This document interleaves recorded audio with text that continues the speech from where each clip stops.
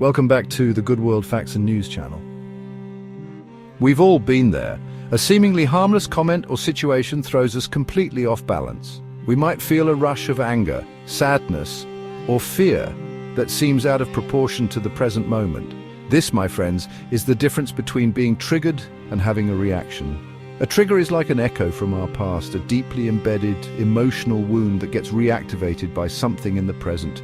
It often feels overwhelming and disproportionate to the situation at hand. Imagine a simple disagreement with a coworker suddenly evoking the same feelings of worthlessness you experienced during childhood bullying. That's a trigger. A reaction, on the other hand, is a more measured response to something happening in the here and now. It's based on our current thoughts and feelings about a situation and is generally proportionate to the event. If your coworker forgets a deadline, leading to frustration and a desire to address the situation calmly, that's a reaction. Understanding the difference between triggers and reactions is crucial for our emotional well-being. It allows us to identify the root cause of our emotional responses and develop healthier coping mechanisms. Not looking to trigger you, but please take a moment to like and subscribe. Triggers are like emotional landmines buried deep within our psyche. They are often rooted in past experiences of trauma, pain, or significant emotional distress. When we encounter a trigger, it's like our nervous system gets hijacked, transporting us back to that earlier state of fear, hurt, or vulnerability. Let's say you were publicly humiliated by a teacher in elementary school. As an adult, being asked to present in front of a large group might trigger those same feelings of shame and inadequacy. Even if you're generally confident in your abilities, the current situation is simply a reminder of past hurt. Another example is someone who grew up with a verbally abusive parent.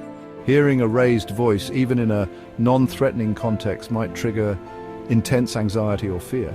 The trigger reactivates the emotional memory of being verbally attacked, even if there's no real danger in the present. Triggers can be internal, such as a thought or memory, or external, like a specific place, sound, or smell. They are often deeply personal and unique to our individual experiences and emotional wiring. Unlike triggers, reactions are rooted in the present moment. They are our emotional and behavioral responses to something happening in our immediate environment. Reactions are generally proportionate to the situation and reflect our current thoughts, feelings, and needs. Imagine you're stuck in traffic after a long day at work. You might feel frustrated, impatient, or even angry. This is a natural reaction to a frustrating situation. You're responding to the present moment discomfort of being delayed and possibly feeling stressed. Similarly, if a close friend forgets your birthday, you might feel hurt, disappointed, or even angry. This is a reaction to a perceived slight or lack of care from someone important to you. It reflects your need for connection and recognition in the relationship. Reactions are a normal part of being human. They reflect our ability to process and respond to the world around us. While some reactions might be more challenging or uncomfortable than others, they are generally manageable and don't tend to derail us emotionally. The key to managing both triggers and reactions lies in cultivating emotional awareness. This means paying attention to our thoughts, feelings, and bodily sensations without judgment. By noticing our emotional responses, we can begin to differentiate between triggers rooted in the past and reactions to the present. Once we can identify the root of our emotional responses, we can start to develop healthier coping mechanisms. For triggers, this might involve therapy to process past trauma, journaling to understand our patterns, or mindfulness practices to stay grounded in the present moment. For reactions, it's about learning to communicate our needs effectively, setting healthy boundaries, and practicing self-care to manage stress and overwhelm. It's okay to feel our emotions fully, but we don't have to be ruled by them.